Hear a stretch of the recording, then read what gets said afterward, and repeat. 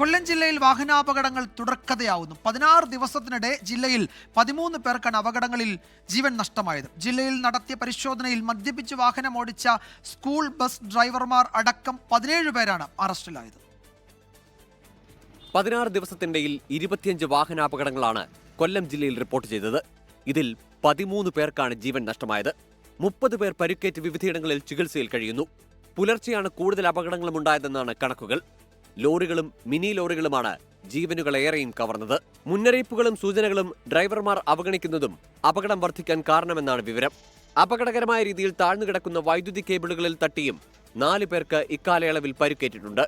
അതേസമയം കൊല്ലത്ത് പോലീസ് നടത്തിയ പരിശോധനയിൽ KSRTC ബസ് ഡ്രൈവർ ഉൾപ്പെടെ 17 ഡ്രൈവർമാർ മദ്യപിച്ച് വാഹനമോടിച്ചതിന് അറസ്റ്റിലായി. ഇതിൽ 5 സ്കൂൾ ബസ് ഡ്രൈവർമാരുമുണ്ട്. പോലീസ് പരിശോധന സ്വകാര്യ ബസ് ഡ്രൈവർമാർ ഗ്രൂപ്പ് വഴി ചോർത്തിയതോടെ പല ബസ്സുകളും പകുതി വഴിയിൽ സർവീസ് നിർത്തിയെന്നും ആരോപണമുണ്ട്. 24 കൊല്ലം.